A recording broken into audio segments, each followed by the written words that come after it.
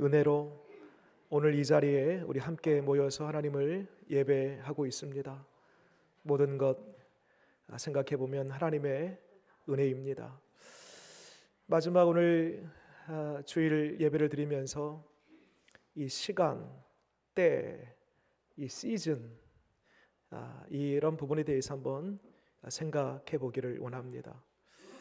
우리가 오늘 좀 전에 읽었던 이 전도서는 크게 두 가지의 중요한 축이 있습니다. 그 하나의 축은 전도서 1장 이런 말씀이 있어요. 헛되고 헛되며 헛되고 헛되니 모든 것이 헛되도다. 그 인생을 허탄함, 공허함, 허무함으로 이렇게 표현하고 있습니다. 여기서 헛되다라는 표현은 원어를 찾아보면 연기, 바람 이러한 뜻을 가지고 있어요. 여러분, 연기를 잡을 수 있나요? 잡을 수 없어요. 딱 잡는 그 순간에 손가락 사이로 숭숭숭 다 빠져나갑니다. 우리의 인생이 꼭 그와 같다는 것입니다. 모닥불에 연기가 피어오릅니다. 그 연기가 하늘 끝까지 올라가던가요? 잠시 있다가 사라집니다. 우리의 인생이 꼭 그와 같다는 것입니다. 헛되고 헛된 우리의 인생. 그러면 이와 같이 공허하고 허무한 인생을 가만히 넋놓고 바라만 볼 것인가? 무기력하게 그저 그렇게 살 것인가? 그렇지 않습니다. 인생이 허무하다, 이것이 하나의 축이었다라면 전도서에 또 하나의 중요한 축이 하나 있습니다. 그것은 뭔가 하니 공허하지만, 인생이 허무하지만 그럼에도 불구하고 그 사이사이 그 시간 속에 하나님께서 주신 기쁨이라는 선물이 있다는 것입니다. 그 선물을 찾고 그 선물을 발견하여서 마침내 그 선물 가운데의 기쁨을 누리는 것, 그것이 중요한 전도서의 두 번째 축입니다. 여러분, 우리가 그러면 어떻게 여러 인생들을 우리가 살아가고 있지만 그 사이사이 하나님께서 주신 그 기쁨의 시간들을 어떻게 찾고 어떻게 그 기쁨을 누릴 것인가? 오늘 말씀을 통해 인생의 통찰력을 가져보기를 원합니다. 오늘 이 3장 말씀 보게 되면 계속 절절마다 반복하고 있는 단어가 있습니다. 뭡니까? 때가 있으니, 때가 있으니, 때가 있으니. 절절마다 어떤 절은 5번, 6번, 7번 이렇게 반복하고 있습니다. 때가 있다라는 겁니다. 오늘 그 때를 쭉 말하면서 크게 3종류의 때로 요약해 볼 수 있습니다. 그 첫 번째 때는요, 광야와 같은 때입니다. 자, 여러분 말씀을 눈으로 보세요. 힘들고 어려운 이 광야의 때와 같은 단어들을 한번 찾아보면 2절에 눈으로만 보세요. 제가 읽겠습니다. 죽을 때가 있어요. 또 3절 말씀 보게 되면 헐 때가 있고, 4절에 울 때가 있고, 그 중간에 슬퍼할 때가 있고, 6절에 잃을 때, 버릴 때, 7절에 찢을 때, 8절에 미워할 때, 8절 끝에 전쟁할 때, 이러한 때가 광야의 때입니다. 또 한 가지, 두 번째 이런 때가 있습니다. 풍성할 때, 흥할 때, 열매를 맺을 때. 자, 눈으로 다시 한번 보세요. 어떤 때이냐면 3절에 치료할 때가 있어요. 그 다음에 3절 끝에 세울 때, 4절에 웃을 때, 그 다음에 끝에 춤출 때, 6절에 찾을 때, 중간에 지킬 때, 7절에 꿰맬 때, 이러한 때가 부흥기, 열매를 맺는 풍성한 시즌입니다. 마지막 세 번째 이런 때가 있습니다. 지극히 평범할 때. 광야의 때도 아니에요. 열매 맺는 부흥의 때도 아니에요. 순적하게 지극히 평이한 그러한 삶이 있습니다. 어딜 보시냐면 7절에 중간에 보니까요, 잠잠할 때, 그리고 8절 끝에 보니까요, 평화할 때, 이런 때가 조용히 평범한 삶을 살아가는 시즌입니다. 여러분, 한번 여쭙겠습니다. 여러분들은 이 세 가지 때, 힘들고 어려운 광야의 때를 지나가고 계십니까? 아니면 열매를 맺고 소출이 있는 부흥의 때를 지나가고 계십니까? 아니면 첫 번째도 두 번째도 아닌 지극히 평범한 그런 일상을 보내고 계십니까? 여러분, 그런데 중요한 것은 이 세 가지 때, 광야든 풍성한 때이든 평범한 때이든 어떤 때이든지 간에 단 하나도 우리가 소홀히 생각해서는 안 된다. 광야라고 해서 빨리 이 광야가 지나갔으면, 내 인생에 광야가 없으면 해서도 안 되고요. 풍성할 때라고 해서 스스로 자고하여 이 기간만 계속되어라 라고도 할 수 없는 것이고, 여러분, 모든 시즌 그때는요, 하나님이 우리에게 필요하기 때문에 허락하신 때이고, 그 때마다 우리의 믿음과 우리의 성품을 더욱 성장하고 성숙시키는 때임을 여러분 믿으시기 바랍니다. 모든 때가 우리에게 필요한 것입니다. 자, 그러면 이 세 가지 때 중에 우리 모두는 한 때를 지금 살아가고 있습니다. 그 때마다 우리가 어떻게 행동하고 어떤 마음을 품어야 되는지에 대해서 오늘 살펴보도록 하겠습니다. 자, 첫 번째 어떤 때였습니까? 광야를 지나갈 때입니다. 여러분, 지금 여러분들 가운데에 눈물 나는 일들, 시련과 아픔과 고통과 도무지 견딜 수 없는 이 광야와 같은 이 시기를 지나가고 있는 여러분들이 계십니까? 잘 들어보시기 바랍니다. 여러분, 광야가 어떤 곳이에요? 모든 것이 다 부족합니다. 물을 제대로 마실 수 있나요? 양식이 풍족합니까? 먹을 것, 입을 것, 생활 자체가 다 결핍이에요. 모든 것이 부족합니다. 서발만 걸어가도요, 피곤함이 찾아옵니다. 혼자의 길을 걷습니다. 외로워요. 일교차가 얼마나 심하든지 보통 40도, 50도예요. 낮에는 뜨거운 태양빛 때문에, 또 저녁에는 얼음짝 같은 기온 때문에 살 수 없는 곳입니다. 여러분, 그럼에도 불구하고 우리 인생에 하나님께서 광야의 시간을 주실 때가 있습니다. 왜 주실까? 신명기 8장 15절 16절 말씀 보니까요, 광야를 주신 이유를 이렇게 성경은 밝히고 있습니다. 들어보시기 바랍니다.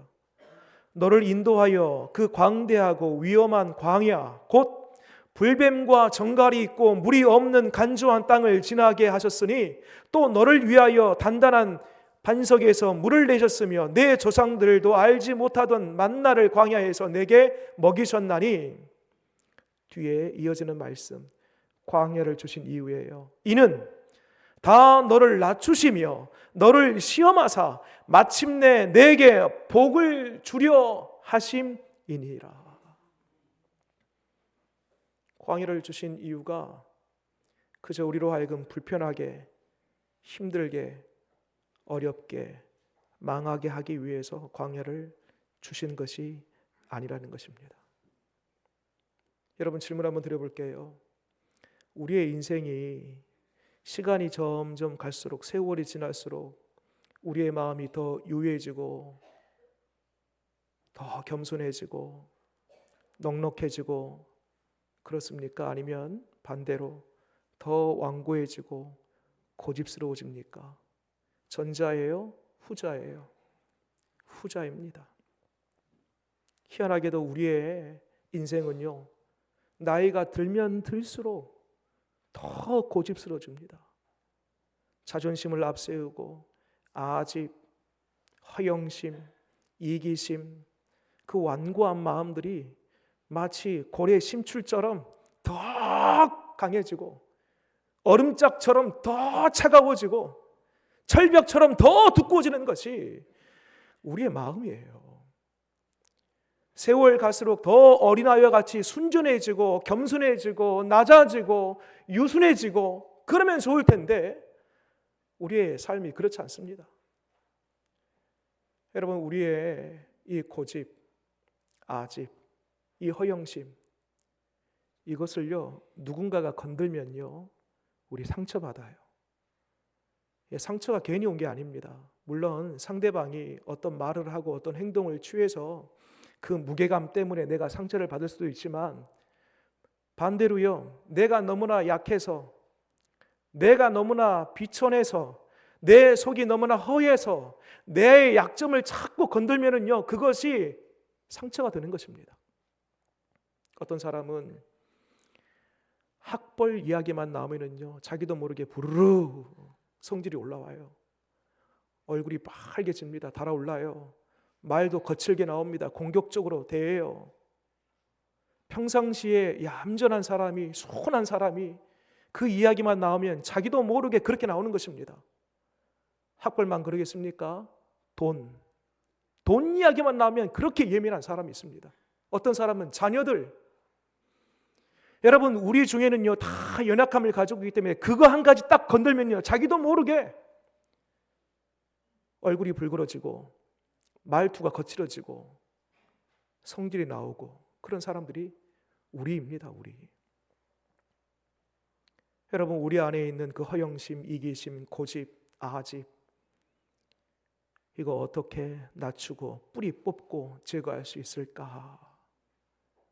길이 딱 하나 있습니다. 광야입니다. 하나님이 우리를 낮추시고 우리 속에 선한 마음, 유한 마음, 우리의 마음을 부드럽게 하시고 우리의 믿음을 더욱 한껏 성장시키기 위해서 하나님께서 의도적으로 광야 학교로 밀어넣으시는 거예요. 하나님의 사람들을 가만히 보면요 공통적인 특징이 있습니다. 모두가 다 광야 학교 출신입니다. 모세도, 요셉도, 다니엘도, 다윗도 모두가 다 광야 학교 출신입니다. 여러분, 트라우마라는 말이 있죠. 트라우마.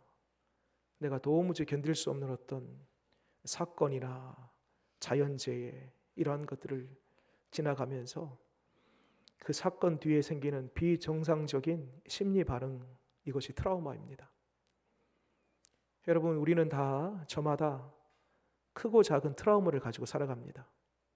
앞서도 말씀드린 대로 누군가가 내가 연약한 그 부위를 딱 건드리면 상처가 되고 화가 나고 그 화를 참지 못할 지경까지 가는 것처럼 우리 속에 다 트라우마 한두 가지씩은 있습니다.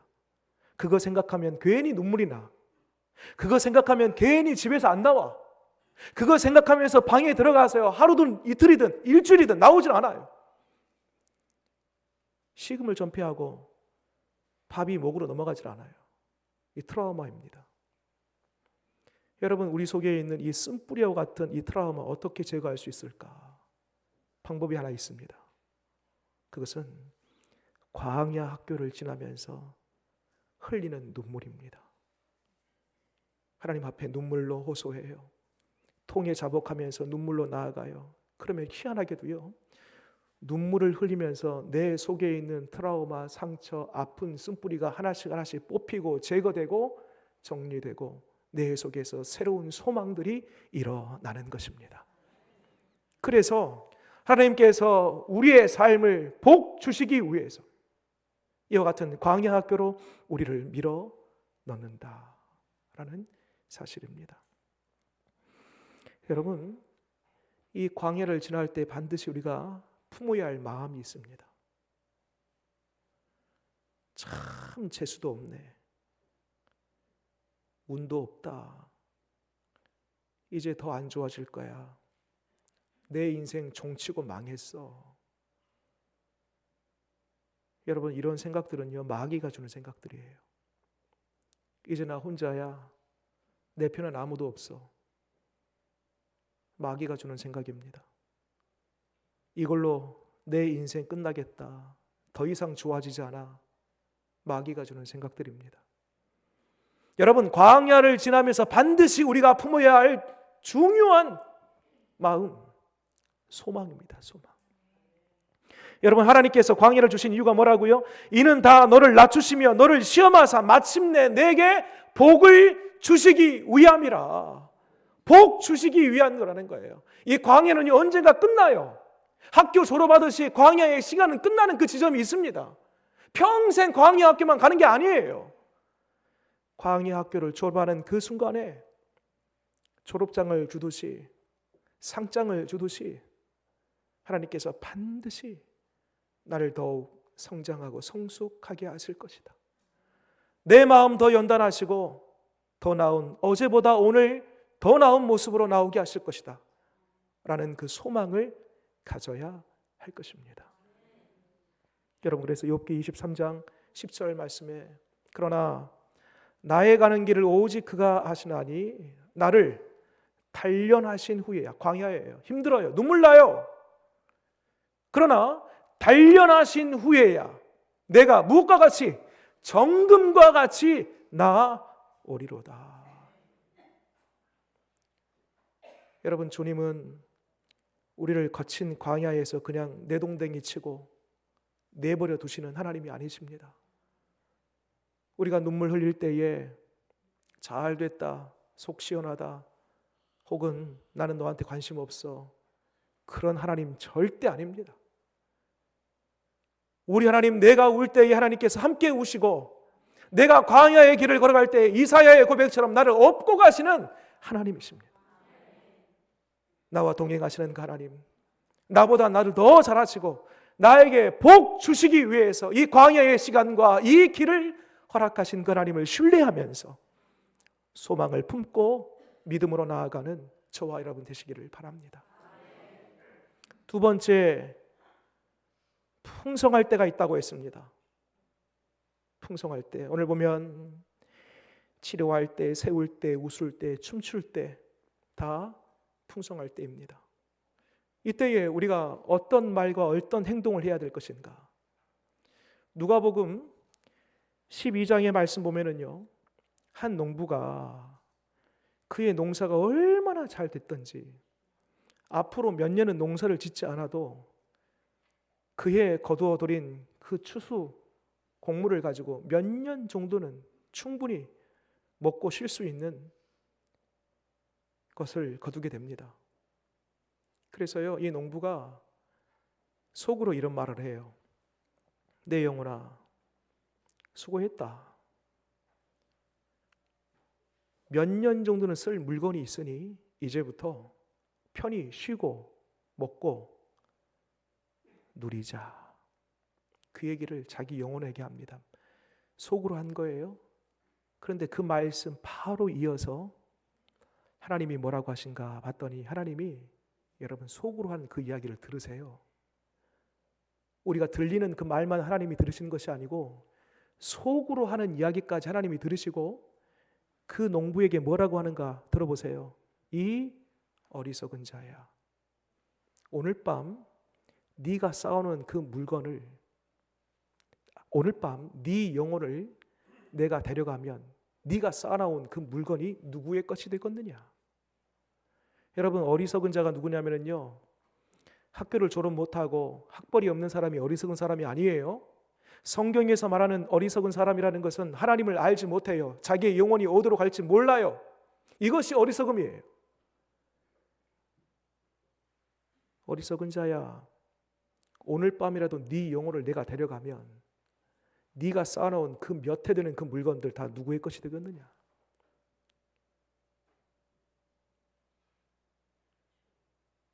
여러분, 하나님께서 우리에게 과분한 사랑을 베풀어 주실 때가 있습니다.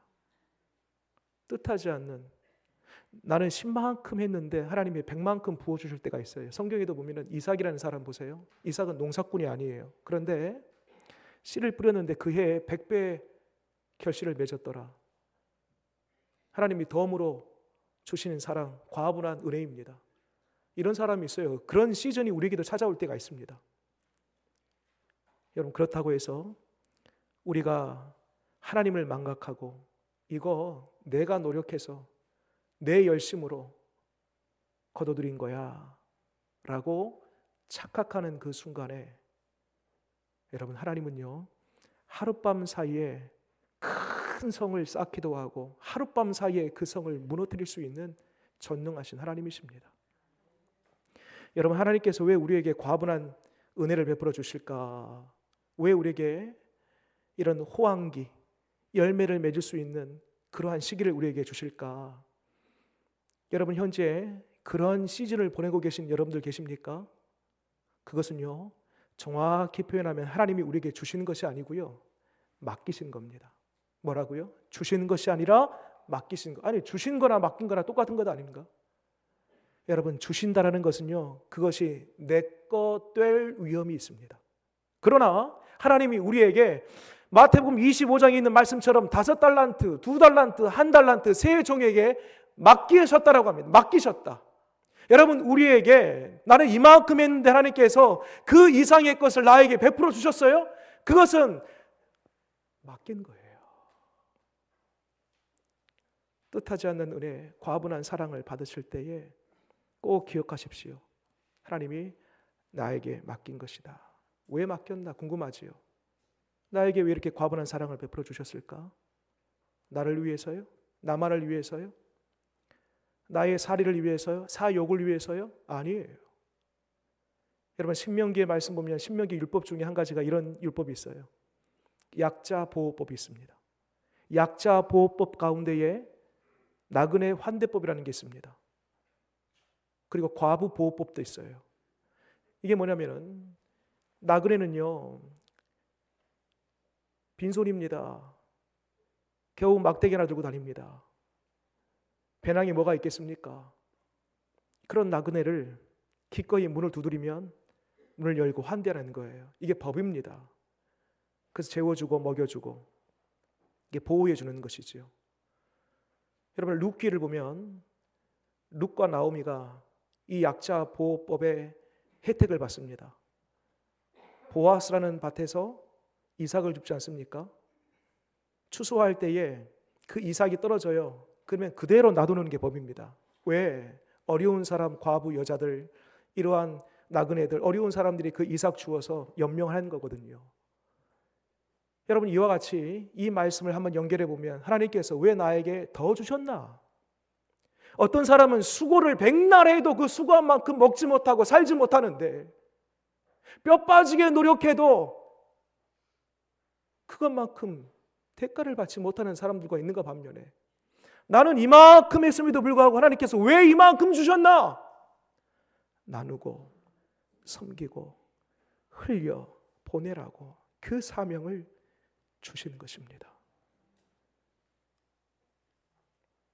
여러분, 우리 교회도요,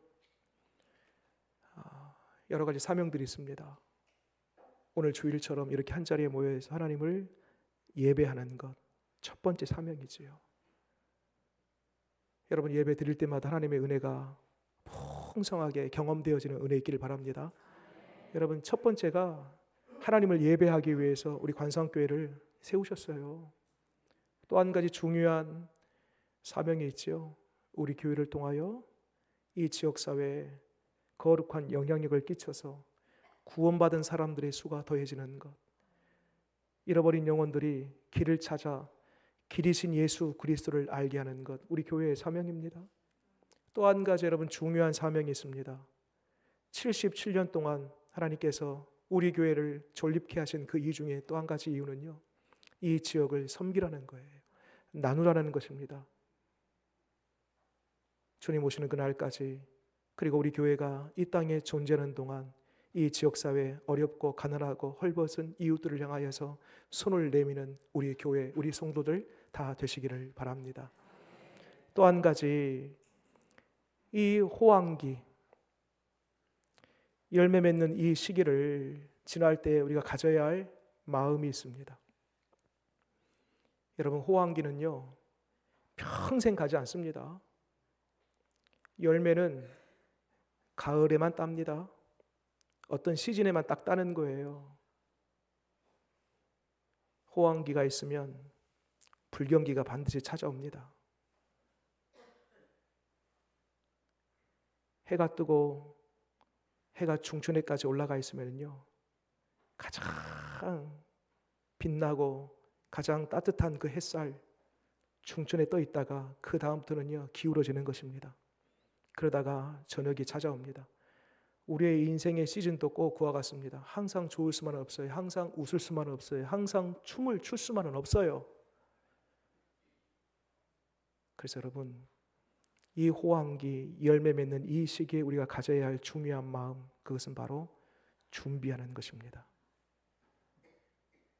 요셉의 7년 풍년과 7년 흉년, 그 이야기를 우리가 잘 압니다. 7년 흉년 전에 7년 풍년의 시간이 있었습니다. 요셉이 뭐 했나요? 창고를 짓고 창고 안에 7년 후에 있을 그 흉년을 대비한 것입니다. 주셨다고 해서, 가졌다고 해서 그것을 마음껏 흥청망청 써버리면 훗날 있을 불경기, 불황 때에 아무런 대비를 할 수 없는 것입니다. 준비하는 것, 그것이 이 열매 맺는 시기에 우리가 가져야 할 중요한 마음입니다. 자, 이제 마지막이에요.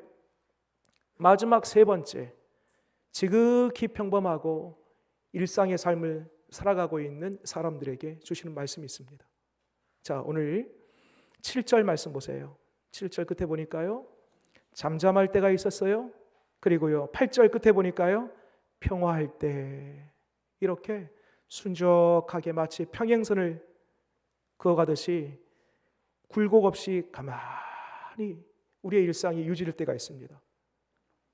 이때 우리가 어떻게 해야 되나요? 잘못하면 이 시기에 우리가 무기력감을 느끼면서 우리의 삶이 루즈해질 수 있습니다. 아무것도 하지 않고 그냥 우리 처음에 말씀드렸던 그 전도서의 첫 번째 축처럼 허무하게 허망하게 시간들을 그냥 흘려 보낼 수가 있는 것입니다. 이 평범하고 평이한 우리의 일상 속에 우리가 해야 할 일이 뭘까? 한 사람을 소개하겠습니다. 여러분, 노아라는 사람을 들어보셨습니까? 여러분, 노아라는 이름의 뜻은 안위입니다.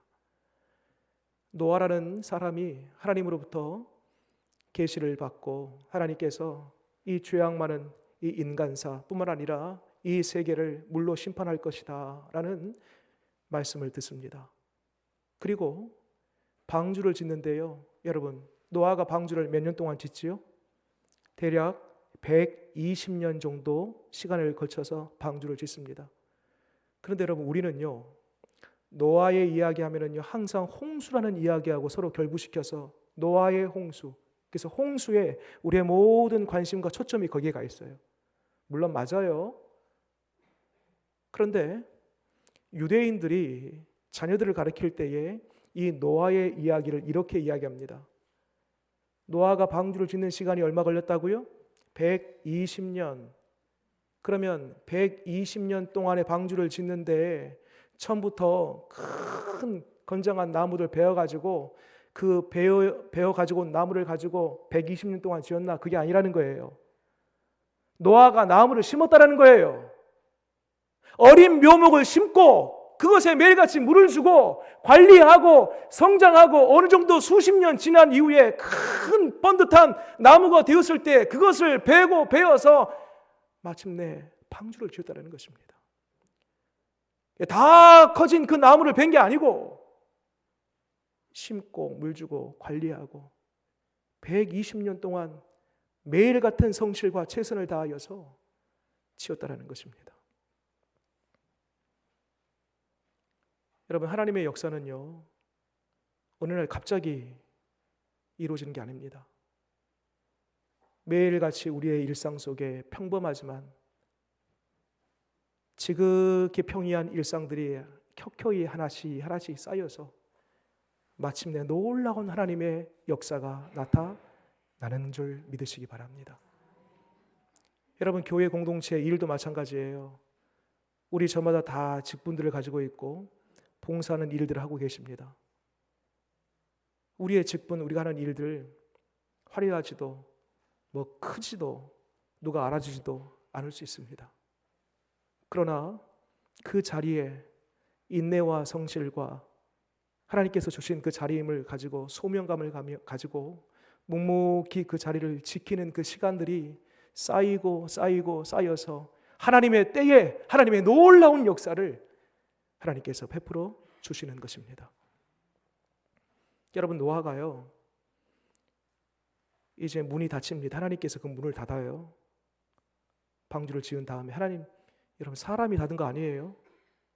노아가 그 문 닫지 않습니다. 하나님이 닫았다라고 해요. 구원의 방주의 문이 딱 닫히고 그 방주 안에 동물이 학자들에 따라서 조금 견해가 다르지만 약 15,000여 종의 동물들이 있었습니다. 여러분, 한번 질문 드려볼게요. 그 15,000여 종 되는 그 동물들 어떻게 관리했을까요?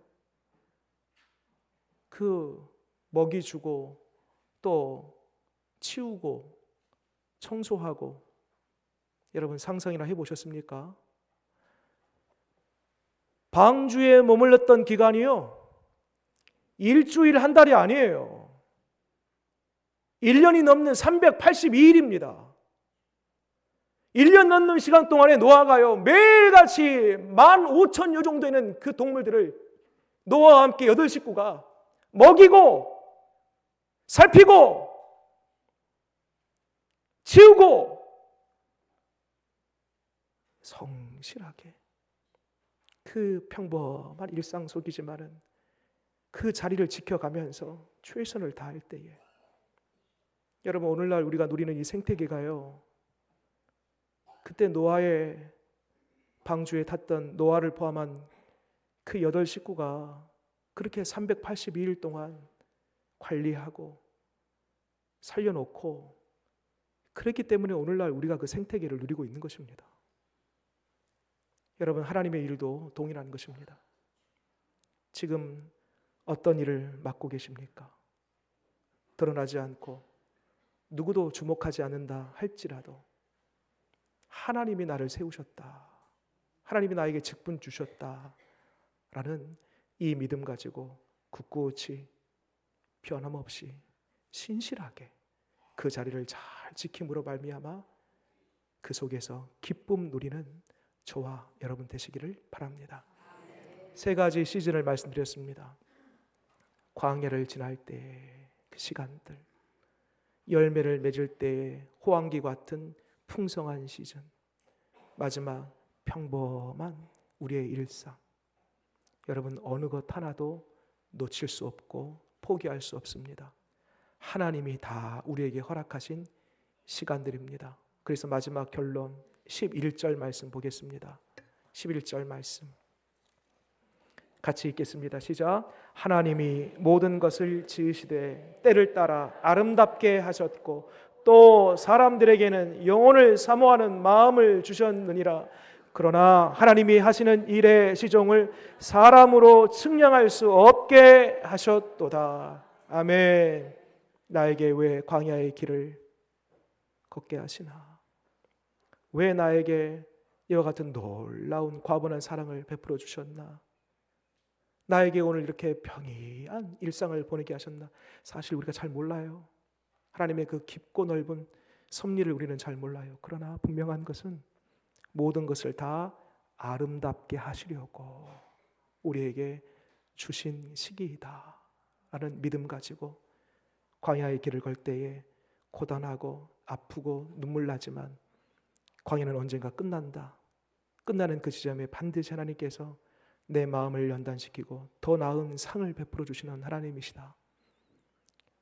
열매를 맺는다고 해서, 걷는다고 해서 자고하거나 교만하지 아니하고 나에게 주신 사명 곧 나누라, 흘려보내라, 섬기라 라는 명으로 받고 그리 그 일에 동참하면서 끝으로 지극히 평이한 삶을 살아갈 때에 마찬가지로 나에게 여전히 주어진 직분들, 직책들, 그 자리가 있음을 기억하면서 성실과 최선을 다할 때에 이 모든 시즌 속에, 때 속에 하나님께서 우리에게 숨겨두신 그 놀라운 기쁨들이 충만할 줄 믿으시기 바랍니다.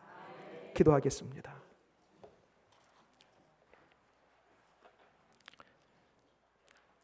하나님, 우리 가운데에 광야의 길을 걷는 눈물 나고 아프고 힘들고 천금만금 한 발짝도 떼기 어려운 힘든 시기를 보내고 있는 우리 성도들이 있습니까?